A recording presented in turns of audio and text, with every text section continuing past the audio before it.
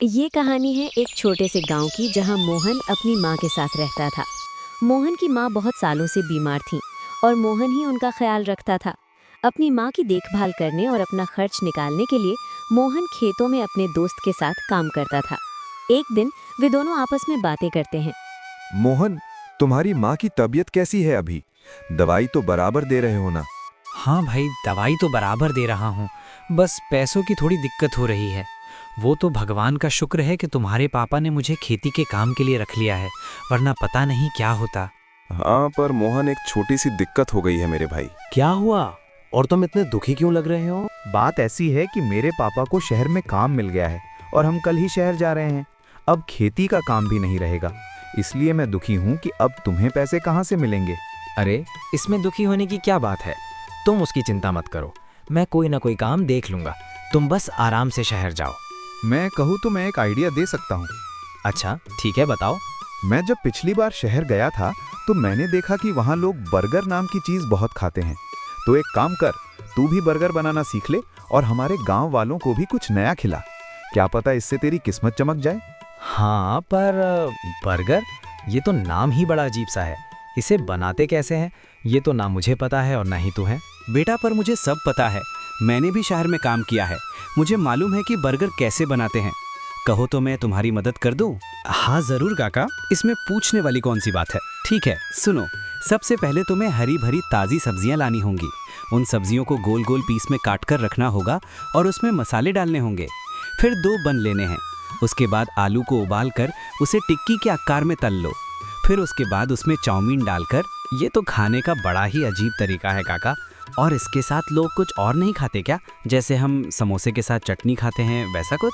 हाँ हाँ, बर्गर के साथ भी चटनी आती है, पर वो हमारी समोसे वाली चटनी नहीं होती। शहर में उसे सॉस कहते हैं। पर काका, मैं ये चटनी कैसे बनाऊंगा? बाजार से ले आना। ठीक है काका, धन्यवाद। अब मैं आज ही घर जाकर बर्गर बनाने की कोशिश करता हूँ। अगर अच्छे बन गए तो कल ही अपना ठेला लगा दूंगा। तभी मोहन घर जाता है और बाजार से सारी सब्जियां और मसाले लाकर बर्गर बनाना शुरू कर देता है। कई देर तक चटनी बनाकर मेहनत करने के बाद आखिर वो बर्गर बना ही देता है। अगले दिन वो गांव में अपना बर्गर का ठेला लगा देता है और बर्गर बेचना शुरू कर देता है। काफी देर हो जाती है लेकिन कोई नहीं आता। कुछ देर बाद रामपाल मोहन के ठेले पर आ जाता है। अरे मोहन भाई, ये क्या है? ये क्या बेच रहे हो? कहीं मिठाई की दुकान तो नहीं खोल दी तुमने? अरे नहीं भाई, कैसी बातें कर रहे हो? ये कोई मिठाई नहीं है, ये तो शहर का मशहूर खाना है जिसे लोग बहुत पसंद करते हैं। अच्छा, इसे क्या कहते हैं और इसे खाते कैसे हैं? अरे रामू, कैसी बात कर रहे हो? खाने वाली चीज मुंह से ही खाएंगे ना, पहले खाकर तो देखो। गांव के समोसे भूल जाओगे, इतना लजीज होता है। अच्छा, इसी बात पर एक दो जरा, मैं भी देखूं शहर वाले नाश्ते का स्वाद कैसा होता है। तभी मोहन उसे बर्गर दे देता है। रामपाल उसे बड़े मजे से खाता है और मजे से खाने के बाद वो मोहन से कहता है, वाह भाई, कमाल ही कर दिया। ये तो बवाल चीज है, पूरा सिस्टम हिला दिया। मजा ही आ गया। एक काम करो, मुझे 2 पार्सल भी दो। आज मैं अपने घर वालों को भी शहर का लजीज खाना खिलाऊंगा। तभी रामपाल बर्गर लेकर वहां से चला जाता है। धीरे धीरे मोहन के ठेले पर बहुत सारे लोग बर्गर लेने आने लगते हैं और देखते ही देखते मोहन के सारे बर्गर बिक जाते हैं। फिर वो अपनी माँ के लिए दवाई लेकर अपने घर जाने लगता है। माँ, मैंने नया काम शुरू किया है और मुझे अच्छा खासा मुनाफा भी हो रहा है। अब मुझे खेती में काम नहीं करना पड़ेगा और आपकी दवाई के लिए भी मुझे चिंता नहीं करनी पड़ेगी। ये तो बहुत अच्छी बात है बेटा, काश मैं भी तुम्हारी मदद कर पाती।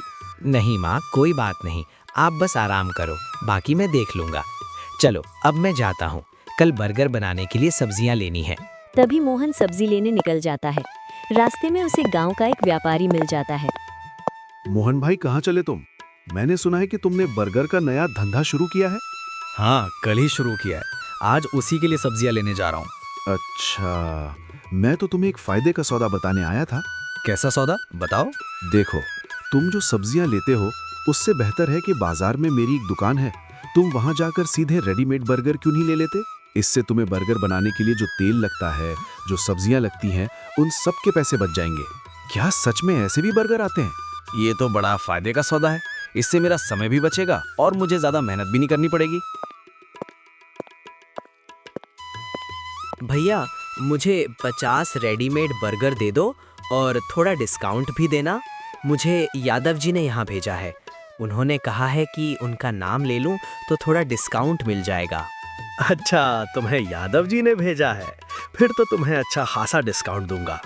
मोहन रेडीमेड बर्गर लेकर घर जाता है। फिर अगले दिन वो बर्गर बेचना शुरू कर देता है। वाह, ये तो बहुत ही सही चीज है। मुझे ज्यादा मेहनत भी नहीं करनी पड़ी और कम पैसों में मेरा काम भी हो गया।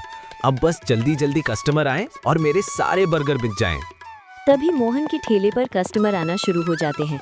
लाओ मोहन भाई, जल्दी जल्दी 2 बर्गर लगा दो। बड़ी जोर से भूख लगी है और सुना है तुम्हारे बर्गर में तो जादू है, जादू। तभी मोहन दोनों को वही रेडीमेड बर्गर दे देता है और दोनों बड़े मजे से बर्गर खाने लगते हैं। अभी तक तो सभी को बर्गर पसंद आ रहे थे। कमाल ही कर दिया है मोहन भाई, बड़े स्वादिष्ट बर्गर हैं तुम्हारे। लाओ 10 बर्गर पार्सल भी कर दो। आज मेरी बेटी का जन्मदिन है तो सोच रहा हूँ आज सबको बर्गर ही खिला दूँ। तभी मोहन उन्हें पार्सल दे देता है। वाह, आज तो कल से भी ज्यादा मुनाफा हो गया। रेडीमेड बर्गर की वजह से मुझे पैसे भी कम लगते हैं और मुनाफा भी ज्यादा होता है और लोगों को शिकायत भी नहीं होती। और आज जो थोड़े बर्गर बचे हैं उन्हें कल ताजे बर्गर के साथ बेच दूंगा। तभी मोहन घर जाने लगता है और पैसों के लालच में इतना खो जाता है कि अपनी माँ के लिए दवाई लेना भूल जाता है। अरे, आज तो मैंने माँ के लिए दवाई ली ही नहीं। छोड़ो, जाने दो, एक दिन से क्या ही हो जाएगा। अब मैं दवाई कल ले आऊंगा। मोहन पैसे बचाने के चक्कर में बासी चटनी और कल के बचे हुए बर्गर मिलाने लगता है। अगले दिन मोहन अपनी दुकान वही कल के बासी बर्गर से शुरू करता है। मोहन भाई, जल्दी से एक बर्गर दे दो मुझे खाने को। हाँ, अभी देता हूँ। तभी वो आदमी बर्गर खाने लगता है और इस बार उसे स्वाद में थोड़ा कड़वाहट सी महसूस होती है। साथ ही अजीब सी बदबू भी आने लगती है। अरे मोहन भाई, ये क्या है, तुम्हारे बर्गर से अजीब सी बदबू क्यों आ रही है? कहीं तुम बासी बर्गर और चटनी तो नहीं मिला रहे? बहुत गंदे बर्गर हैं तुम्हारे। पता नहीं कौन तुम्हारे बर्गर की तारीफ करता है। तभी वो वहाँ से चला जाता है। उस दिन मोहन के ठेले पर कोई भी नहीं आता। सारे बर्गर ऐसे ही पड़े रह जाते हैं और जो बासी थे वे और भी ज्यादा बासी हो जाते हैं। आज तो मेरी दुकान पर कोई नहीं आया और मेरे इतने सारे बर्गर भी बच गए। अब मैं इनका क्या करूं? कोई बात नहीं, मैं इन्हें कल फिर से ताज़े बर्गरों में मिलाकर बेच दूंगा। तभी वो घर जाने लगता है और इस बार फिर से अपनी माँ की दवाई भूल जाता है। अरे, मैं तो आज फिर से दवाई भूल गया। आज तो मेरा थोड़ा भी मुनाफा नहीं हुआ, इसलिए दवाई लेना भी भूल गया। अब मैं माँ को क्या कहूँ? माँ, मैं तुम्हारी दवाई नहीं ले पाया। दवाई वाले ने दवाई महंगी कर दी है और साथ ही मेरे बर्गर भी इतने नहीं बिक रहे, इसलिए मेरे पास पैसे भी नहीं थे। अरे कोई बात नहीं बेटा, वैसे भी मुझे कुछ दिनों से बहुत अच्छा लग रहा है। मुझे लगता है कि मैं ठीक होने वाली हूँ, इसलिए तुम अब चिंता मत करो। तभी मोहन वहाँ से चला जाता है। लेकिन मोहन की माँ की तबीयत पहले से बहुत ज्यादा खराब थी, मगर भला कौन सी माँ अपने बेटे को चिंता में देखना चाहती है। इसलिए उन्होंने झूठ बोल दिया और चुपचाप आराम करने के लिए सो गईं। अगले दिन मोहन फिर से वही बासी बर्गर बनाकर अपनी माँ को बताने आता है कि वो जा रहा है। माँ, मैं बर्गर बेचने जा रहा हूँ और आज याद से दवाई लेकर ही आऊँगा। फिर भी उसे कोई आवाज नहीं आती, तो वो दोबारा कहता है, माँ, मैं बर्गर बेचने जा रहा हूँ। तभी वो समझ जाता है कि उसकी माँ अब इस दुनिया में नहीं रही। उसे एहसास हो जाता है कि ये सब उसी की वजह से हुआ। उसकी आंखों से आंसू बहने लगते हैं।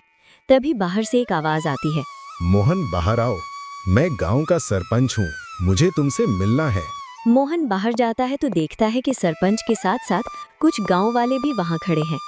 सरपंच जी, आप यहाँ कैसे? और आपके साथ गांव वाले भी हैं? ऐसा क्या हो गया? मोहन, मैंने सुना है कि तुम बासी बर्गर बेच रहे हो और शायद तुम्हें पता नहीं, लेकिन तुम्हारे बर्गर खाने से गांव के बहुत से लोगों की तबीयत खराब हो गई है। अब तुम अपने फायदे के लिए दूसरों की सेहत के साथ खेलोगे। मोहन अपनी माँ के बारे में किसी को नहीं बताना चाहता था और ना ही सरपंच को कोई सफाई देना चाहता था। इसलिए वो कहता है, सरपंच जी और मेरे सारे गांव वालों, मुझे माफ़ कर दो। मुझसे बहुत बड़ी गलती हो गई है।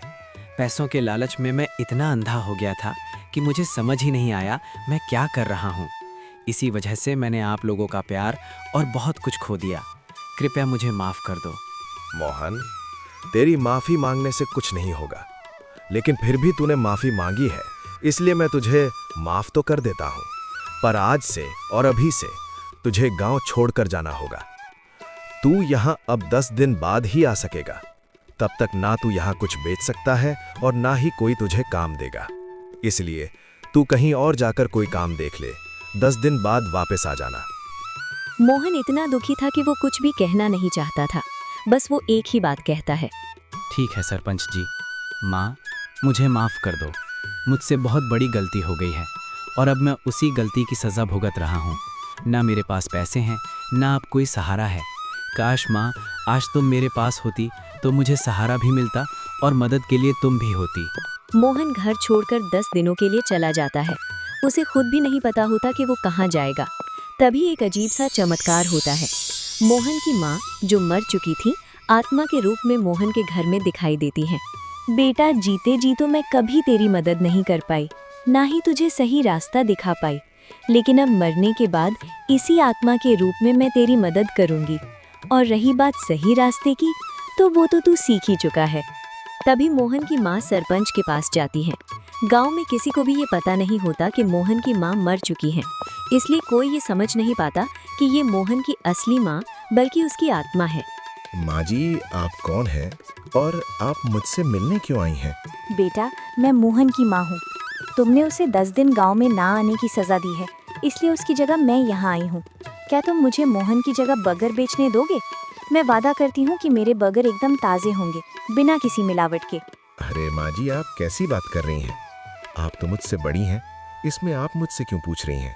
आप जरूर बर्गर बेच सकती हैं। ये सुनने के बाद मोहन की माँ मोहन का ठेला लेकर बर्गर बेचना शुरू कर देती है।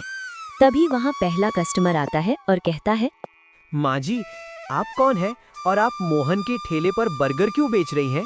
बेटा, मैं एक मोहन की माँ हूँ। मोहन 10 दिनों के लिए गांव से बाहर है, इसलिए मैं उसकी जगह बर्गर बेच रही हूँ। क्या तुम्हें बर्गर चाहिए? और चिंता मत करो, ये बिल्कुल ताज़े हैं। हाँ, खुशबू तो बहुत अच्छी आ रही है माँ जी। एक काम करो, मुझे एक बर्गर खाने को दे दो। तभी रामपाल बर्गर खाने लगता है। बर्गर का स्वाद इतना लजीज होता है कि वो बस खाता ही चला जाता है, लेकिन खाने के बाद वो कहता है, माँ जी, ये बर्गर तो बहुत ही स्वादिष्ट है। मैं अभी जाकर गांव वालों को कहकर आता हूँ कि हमारे गांव में बर्गर वापस आ गए हैं। तभी माँ जी के ठेले पर बहुत से लोग आने लगते हैं। इसी तरह दिन पर दिन बीतता जाता है। गांव वाले बर्गर खाते रहते हैं और देखते ही देखते 10 दिन बीत जाते हैं। अब 11वें दिन मोहन घर लौट रहा होता है। जैसे ही वो घर पहुंचता है, वो देखता है कि घर में ढेर सारे पैसे रखे हैं और साथ ही एक चिट्ठी भी पड़ी है।